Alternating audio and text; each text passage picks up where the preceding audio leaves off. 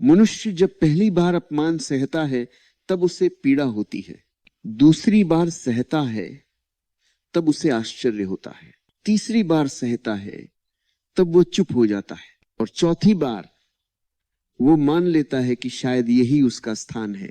यहीं से गिरावट शुरू होती है, क्योंकि जब तुम चुपचाप अपमान को स्वीकार कर लेते हो तब दूसरे नहीं, तुम स्वयं अपनी कदर कम कर देते हो। जो तुम्हें महत्व नहीं देता वो उतना दोषी नहीं होता जितना वो मन जो फिर भी वहीं रुका रहता है। मन अक्सर प्रेम के नाम पर, संबंध के नाम पर, डर के नाम पर अपने ही अस्तित्व को गिरवी रख देता है, और ये गिरवी चुपचाप रखी जाती है। न कोई शोर, न कोई विरोध, बस भीतर कुछ सूखने लगता है। तुम बाहर से हंसते हो, बोलते हो, निभाते हो, लेकिन भीतर एक जल धारा है जो धीरे धीरे रुकती जा रही है। मनुष्य सोचता है अगर मैं सहन कर लूं तो सब ठीक हो जाएगा, अगर मैं चुप रहूं तो रिश्ते बच जाएंगे, अगर मैं अपनी बात न रखूं तो सामने वाला बदल जाएगा। लेकिन यह एक भ्रम है। जो तुम्हारी कदर नहीं करता वह तुम्हारे मौन से नहीं बदलेगा, वह केवल और निश्चिंत हो जाएगा। यहां समझने की बात बहुत सूक्ष्म है। सम्मान कोई मांगने की वस्तु नहीं है और आत्ममान कोई दिखाने की मुद्रा नहीं। आत्ममान एक मौन अनुभूति है, वह भीतर से उठती है, बाहर से नहीं आती। जिस दिन तुम्हें किसी से कहना पड़े कि मेरी कदर करो, उस दिन समझ लेना वह कदर अब संभव नहीं, क्योंकि जहां सम्मान होता है वहां शब्दों की आवश्यकता नहीं होती।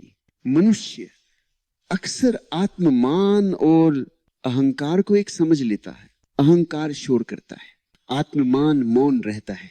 अहंकार दूसरों को नीचा दिखाकर ऊपर उठना चाहता है, आत्ममान स्वयं की दृष्टि में गिरने से इनकार करता है। जो कदर न करे उससे दूर जाना अहंकार नहीं है, वहां चिल्लाना अहंकार है, वहां गाली देना अहंकार है, वहां सिद्ध करना अहंकार है। लेकिन चुपचाप हट जाना, बिना घृणा, बिना द्वेष, यह आत्ममान है। और आत्ममान का संबंध जल से है। इसलिए प्राचीन चेतना ने जल को केवल पदार्थ नहीं माना, जल को जीवन कहा, जल को मर्यादा कहा, जल को पवित्रता कहा। भगवान वरुण का स्वरूप इसी का संकेत है। जल सब कुछ सह लेता है लेकिन अपनी शुद्धता नहीं छोड़ता। नदी चट्टानों से टकराती है, कचरे को अपने भीतर से बहा देती है, गंदगी को छूती है, लेकिन बहती रहती है, वो रुकती नहीं, वो वहीं जमा नहीं होती जहां उसे अपमान मिले। लेकिन मनुष्य क्या करता है, वो वहीं रुक जाता है जहां उसे बार बार छोटा किया जाता है, वहीं वो ठहर जाता है, उसी भूमि को अपना घर मान लेता है। धीरे धीरे वो भूल जाता है कि वह भी प्रवाह है, वह भी जीवन है, वह भी मूल्य है। और जब आत्ममान मरने लगता है तो सबसे पहले मन थकता है। यह थकान शारीरिक नहीं होती, यह आत्मा की थकान होती है। तुम्हें सुबह उठने का मन नहीं करता, तुम्हें लोगों से बात करने का मन नहीं करता, तुम्हें अपने ही शब्द खोखले लगते हैं, और तब भी तुम कहते हो सब ठीक है, पर भीतर कुछ ठीक नहीं होता। क्योंकि जब कोई तुम्हारी कदर नहीं करता तो वह केवल तुम्हारा अपमान नहीं करता, वह तुम्हें धीरे धीरे स्वयं से दूर कर देता है। और सबसे बड़ा पाप यही है, स्वयं से दूर हो जाना। मनुष्य अक्सर कहता है मैं मजबूर हूं, मैं क्या कर सकता हूं, स्थिति ऐसी है। लेकिन स्थिति कभी तुम्हें अपमान स्वीकार करने को बाध्य नहीं करती, तुम स्वयं चुनते हो। डर के कारण, अकेले रह जाने के डर से, सहारा खोने के डर से। लेकिन सोचो, जिस सहारे में तुम्हारा आत्ममान टूट रहा हो, क्या वह सहारा है या बोझ? भगवान वरुण का जल कभी बोझ नहीं बनता, वह बहता है, वह छोड़ता है, वह साफ करता है। जल ठहर जाए तो सड़ने लगता है, मन ठहर जाए तो टूटने लगता है। तुमने देखा है जो लोग वर्षों तक अपमान सहते रहते हैं, उनकी आंखों में चमक नहीं रहती, उनकी वाणी में बल नहीं रहता। उनकी उपस्थिति में कंपन नहीं रहता। वे होते हैं लेकिन जीवित नहीं होते, और इसका कारण बाहर का संसार नहीं, भीतर का समझौता होता है। तुमने अपने आत्ममान से समझौता कर लिया। यह समझौता धीरे होता है, एक दिन में नहीं। पहले तुम कहते हो चलो कोई बात नहीं, फिर कहते हो हर किसी से गलती हो जाती है, फिर कहते हो अब आदत हो गई है, और जब आदत हो जाती है तब मृत्यु शुरू हो जाती है, आत्मा की मृत्यु।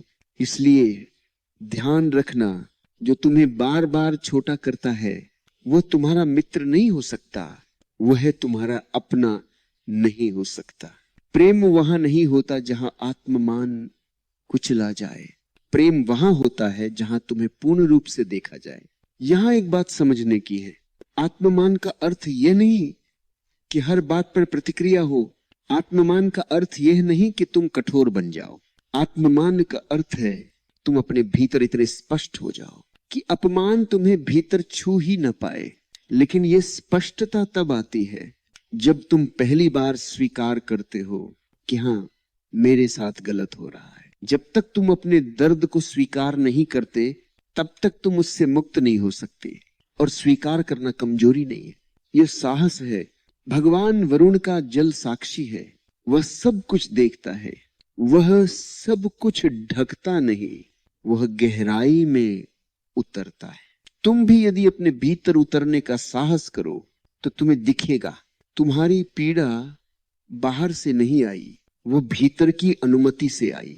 और जिस दिन तुम ये देख लेते हो उसी दिन परिवर्तन शुरू होता है। फिर तुम लड़ते नहीं, फिर तुम शिकायत नहीं करते, फिर तुम सफाई नहीं देते, तुम बस खिसक जाते हो। जैसे जल खिसक जाता है उस भूमि से जो उसे दूषित कर रही हो। और ये खिसकना भागना नहीं है, यह जागना है, यह बोध है मैं मूल्य हूं, मेरी उपस्थिति अर्थ रखती है। जो मुझे नहीं देख सकता वह मुझे पा भी नहीं सकता। भाग एक का अंत किसी उत्तर पर नहीं होता, वह एक ठहराव पर होता है। एक ऐसा ठहराव जहां श्रोता पहली बार पूछता है क्या मैं सच में खुश हूं या केवल निभा रहा हूं, क्या मैं जी रहा हूं या केवल सह रहा हूं। और इसी प्रश्न के साथ भीतर एक मौन जलधारा बहने लगती है।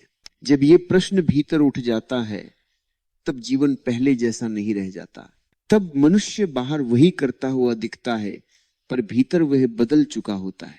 अब वह सहन नहीं करता, अब वो झुकता नहीं, अब वह स्वयं से समझौता नहीं करता।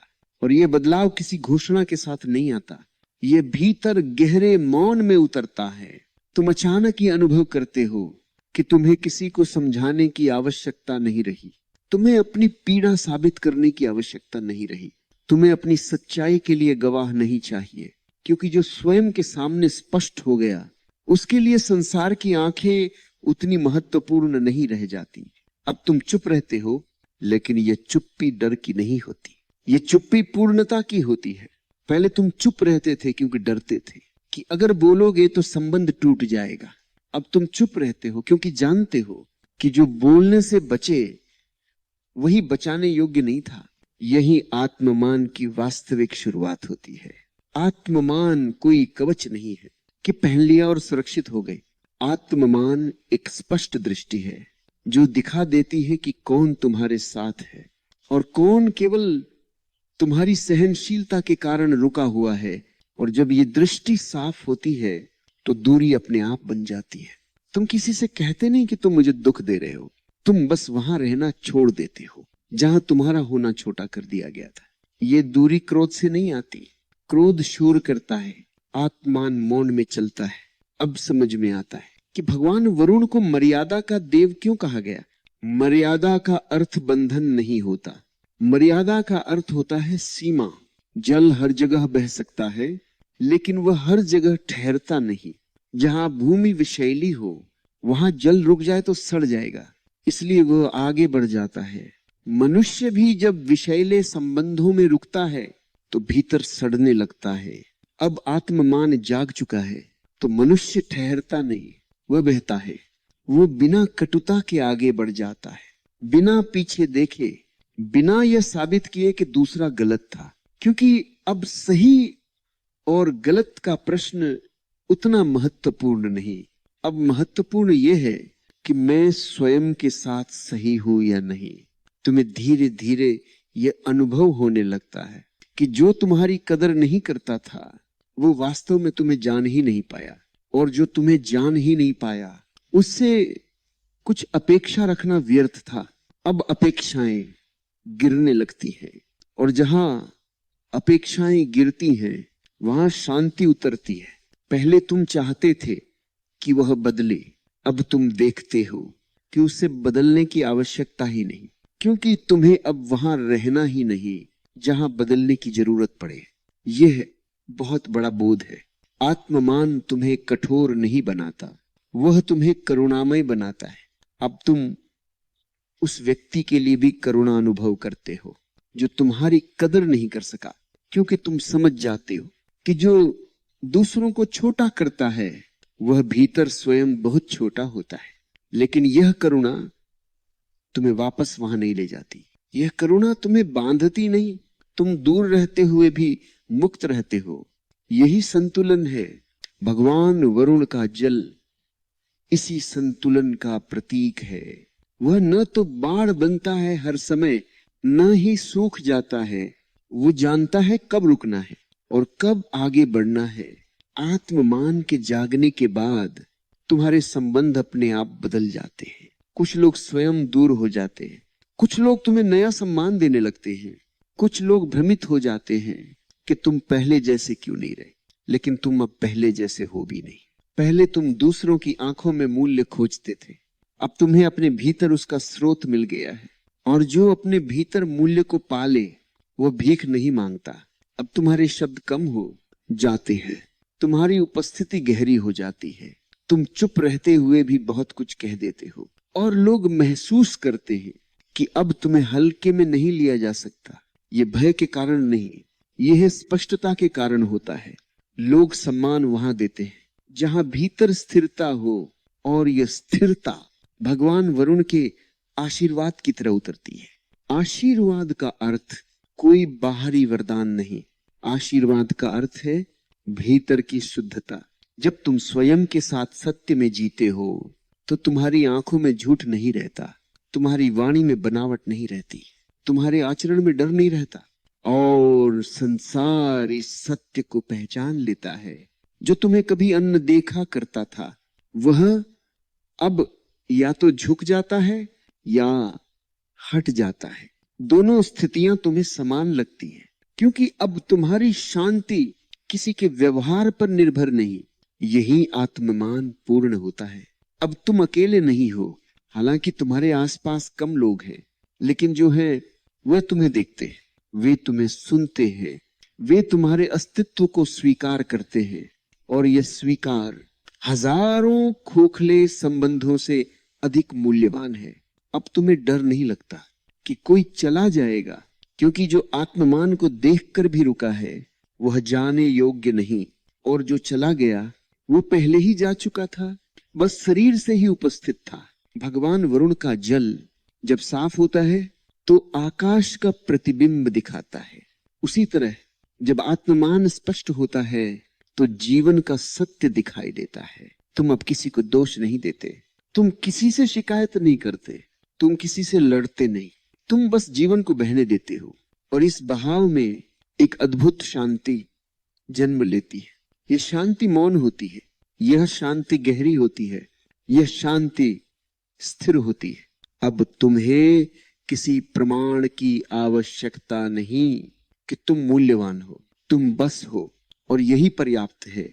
जिस दिन मनुष्य ये समझ लेता है कि उसकी कदर किसी और के व्यवहार से नहीं, उसकी अपनी दृष्टि से तय होती है, उसी दिन भगवान वरुण का आशीर्वाद उसके जीवन में उतर आता है।